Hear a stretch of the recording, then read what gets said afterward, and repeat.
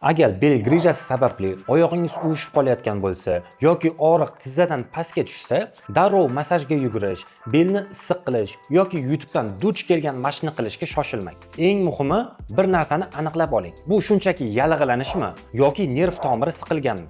Holatga qarab uyda davolansa bo'ladimi yoki shifokor ko'rigi zarurmi aniqlash mumkin. Bilaman, sizga anatomiya haqida leksiya qiziq emas. Shuning uchun aniq nima qilish kerakligi haqida gaplashamiz va deyarli hammada bo'lishi mumkin bo'lgan 5 ta holatni ko'rib chiqamiz. Beldagi oddiy og'riqdan boshlab to oyoq uchi uvishi va ishlamay qolishigacha qadam-ba-qadam tushuntiraman. Qachon xotirjam davolanish mumkin? Ahvolni battar qilmaslik uchun uyda nimalar qilish qat'iyan man etiladi? Nega ukollar sizni tuzoqqa tushirishi mumkin va qaysi holatda kutish xavfli? Bazaviy darajadan boshlaymiz. Belingiz qotib qoldi, lekin og'riq faqatgina belning o'zida, oyoqqa berayotgani yo'q. Bu yerdagi eng katta xato belni issiq o'rab o'tib ketar deb bir hafta ko'rpa to'shak qilib yotib olish. Tibbiyot allaqachon isbotlagan. Bel og'riganda joydan jilmay yotish foyda bermaydi. Aksincha tuzalishni kechiktiradi. Mutlaqo harakatsizlik mushaklarni tezda bo'shashtirib qo'yadi va umurtqaga og'irlik tushadi. Lekin qahramonlik qilib, og'riqqa chidab, og'ir narsa ko'tarish ham mumkin emas. Hozir eng yaxshi strategiya bu yumshoq harakat va kuzatish. Uy ichida yoki hovlida qisqa sayr qiling. Agar 10-15 daqiqa yura olsangiz va og'riq kuchaymasa, juda ham yaxshi. Shunday davom eting. Belingizga issiq grelka bosmang. Issiqlik 20 daqiqaga mazza bo'lib tuyulishi mumkin, lekin u yerdagi to'qimalarda atyoq, ya'ni shish bo'lsa, kechga borib sizni battar bukib qo'yadi. Shuningdek, tizzani bukmasdan oldinga chuqur egilmang. Yerdan biror narsani ko'tarmoqchimisiz? Belingizni ilmoqqa o'xshatib bukmang. Orqani to'g'ri ushlab, tizzani bukib o'tiring yoki bir qo'lingiz bilan stolga suyaning. Bu bosqichda sizning vazifangiz o'tkir harakatlar bilan belni qo'zg'atmaslik va simptomlarni kuzatish. Keyingi daraja beldagi og'riq pastga, dumbaga yoki sonning orqa tomoniga tushishi bilan boshlanadi. Bu juda ham muhim signal. Bu shuni anglatadiki, yallig'lanish yoki grijaning o'zi nerv tomirini, ya'ni korishokni qisib bezovta qilyapti. Asosiy xato yaqinlaringizdan sizni qattiqroq massaj qilib qo'yishlarini so'rash, tabiblarga, kassapravlarga borish yoki belni va oyoqni agressiv tarzda cho'zishga, rastyashka qilishga urinish. Ko'pchilikning tasavvurida nimadir qisilib qoldi, tortib cho'zib ochib yuborish kerak degan fikr. Nerv tolasi mushak emas, uni tortqilashlarini yoqtirmaydi. Nerv shundoq ham shikastlangan. Agar chuqur egilishlarni boshlasangiz, qo'l bilan oyoq uchiga cho'zilsangiz yoki yotgan holda oyoqlaringizni ko'krakka qattiq tortsangiz, siz bu bilan nerv tolasini battar ezib qo'yasiz va jarohatlaysiz. Agar rastyashka yoki mashqdan keyin dumbadagi og'riq yanada pastga tushsa, demak siz hozirgina ahvolingizni og'irlashtirdingiz. Bu harakat hozir sizga umuman to'g'ri kelmaydi. Og'riqni qo'zg'atadigan har qanday harakatlarni olib tashlang. Past va yumshoq divanlarda o'tirishni bas qiling. Ulardan turish qiyin va bel haddan tashqari egilib qoladi. Stulda o'tirsangiz, belni tabiiy egilishini saqlash uchun orqangizga kichkina yostiqcha qo'yib oling. Maishiy odatlaringizni o'zgartiring. Bir oyoqda turib paypoq kiymang, o'tirib kiying. Yotoqdan oldinga sakrab turmang. Avval yonboshga o'giriling. Oyoqlarni pastga tushiring va shundan keyingina qo'llarga tayanib, gavdani ko'taring. Sizning maqsadingiz og'riqni tizzadan pastga tushishiga yo'l qo'ymaslik. Agar og'riq tizzadan pastga qarab tortib og'risa yoki sanchib kirsa, bunga maksimal darajada jiddiy qarang. Bu radikulopatiyaning klassik belgisi. Nerv tolasi bu jarayonga ancha kuchli jalb qilingan. O'zingizni prisedaniya, yugurish yoki og'ir mashqlar bilan sinab ko'rmang. Sizning vazifangiz o'zingizni kuchli ekanligingizni isbotlash emas, balki nervga tushayotgan mexanik bosimni yo'qotishdir.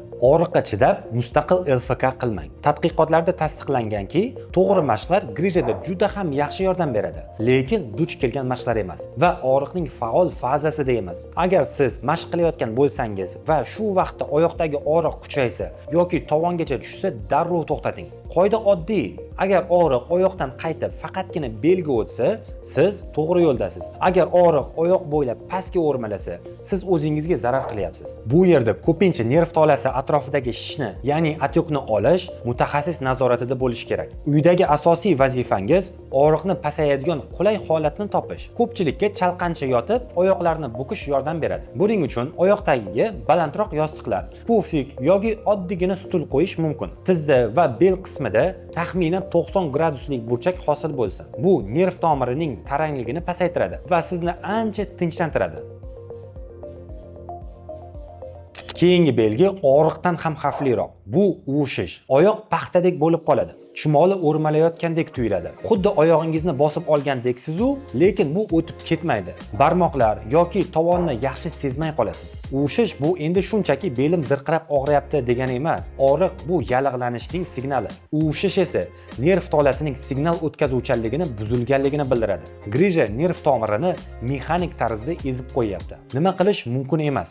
O'zi so'rilib ketar degan umidda bu simptomga beparvo bo'lmang. Hammom yoki saunaga borish qat'iyan man etiladi. Qizdirish mahalliy shishni, ya'ni otyoqni kuchaytiradi va nerv tolasini yanada kuchliroq eziladi.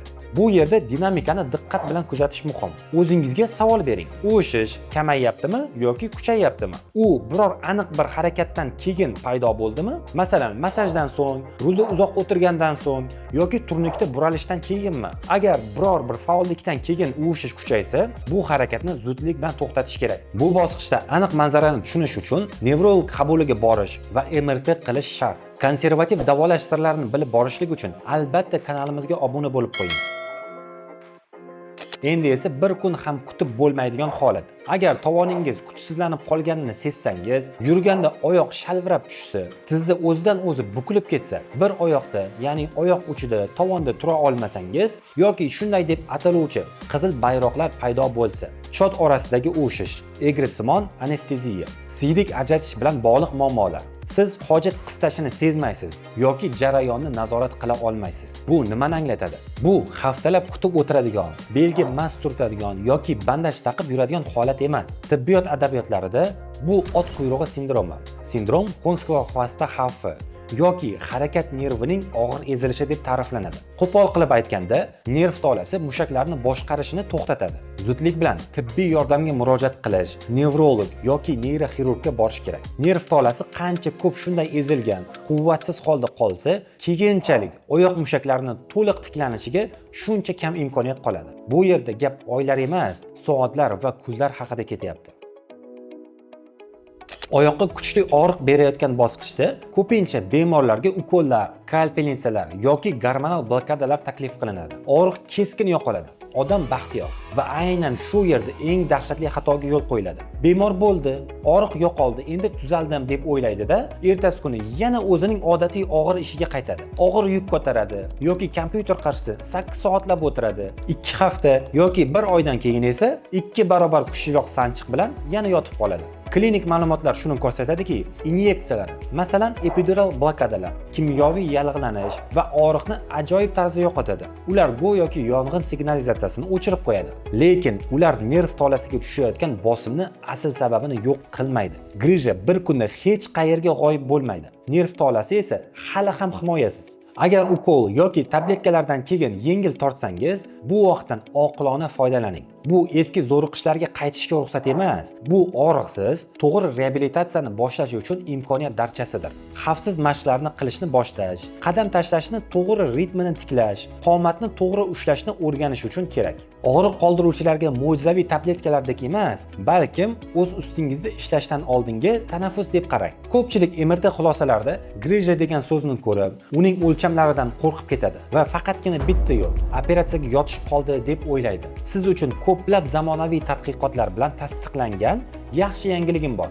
Birinchidan, har bir grija ham operatsiyani talab qilmaydi. Agar oyog'ingizda kuchsizlik bo'lmasa, tos funksiyalari, ya'ni siydik, najas nazorat qila olsangiz va og'riq sekin-asta boshqariladigan bo'lib borsa, sizda konservativ, operatsiyasiz davolanish uchun vaqt bor. Ikkinchidan, tibbiyotda grija rezorsiyasi, ya'ni so'rilib ketish fenomeni anchadan beri amaliyotda qo'llanilmoqda. Klinik kuzatuvlar ma'lumotlariga ko'ra, bemorlarning katta qismida grija, ayniqsa ekstruziya yoki sekvestr kabi kattalari, vaqt o'tishi bilan hajmi kichrayishi yoki hatto insonning o'z immuniteti kuchi bilan butunlay yo'q bo'lib ketishi mumkin. Biz ham Delta klinikda grijani konservativ davolashda jahon standarti orqali samarali davolab kelmoqdamiz. Birinchi, to'liq professional konsultatsiya olasiz. Reflekslaringiz, mushak kuchingizni tekshirib, aniq tashxis bilan aynan siz uchun individual davo rejasini olasiz. Sifatli natija olishingiz uchun barcha kerakli usullardan foydalanib, lazer terapiya, magnitoterapiya, UVT, NMS va boshqa eng so'nggi zamonaviy texnologiyalar hamda eng asosiysi barcha sharoitlari bor LFK zalda professional instruktorlar bilan birga reabilitatsiyadan o'tasiz. Hech qanday operatsiya va ukollarsiz dastlabki kunlardanoq yengillik his qilasiz. Barcha savollaringizga ushbu raqamlarga qo'ng'iroq qilib yoki Telegram orqali javob olishingiz mumkin. Organizm diskning uzilib tushgan qismini yot jism sifatida qabul qiladi va uni maxsus hujayralar, makrofaglar yordamida yeyishni, parchalab tashlashni boshlaydi. Rezorbsiya bu hech narsa qilmaslikka bahona emas. So'rilish jarayoni bir necha oylar va to'g'ri sharoitlarni talab qiladi. Agar siz belingizni burashda, qiyshiq o'tirishda va egilib og'ir ko'tarishda davom etsangiz, organizm uni so'rib olishga ulgurmasidan oldin siz diskning yangi qismidan siqib chiqaraverasiz. Ya'ni yangi grijalar kelib chiqaveradi. Grijani davolash bu organizmingiz o'zi uddalashi uchun unga ideal sharoit yaratib berishdir. Endi esa ko'pchilik bemorlar bilmaydigan va shuning orqasidan vahimaga tushib xato qiladigan bitta muhim tibbiy holatni aytmoqchiman. Tasavvur qilaylik, siz hammasini to'g'ri qildingiz. Og'riq pasaydi, lekin ko'pchilik shu yerda shifokorga yugurib keladi.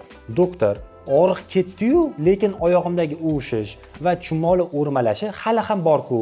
Davolanish yordam bermadimi deb savol berishadi. Yo'q, yordam berdi.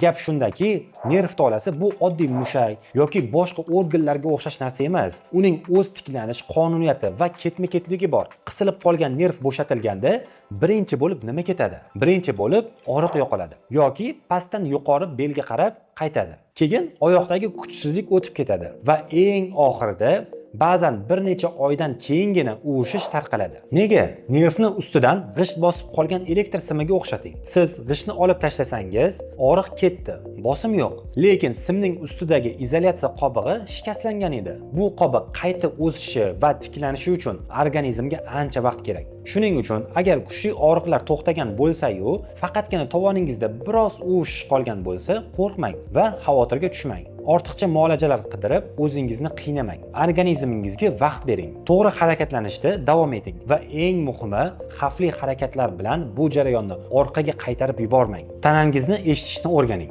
Agar videomiz foydali bo'lgan bo'lsa, like bosishni unutmang. Fikr va takliflaringiz bo'lsa, albatta izohlarda yozib qoldiring. Kelasi videolarda ko'rishguncha xayr.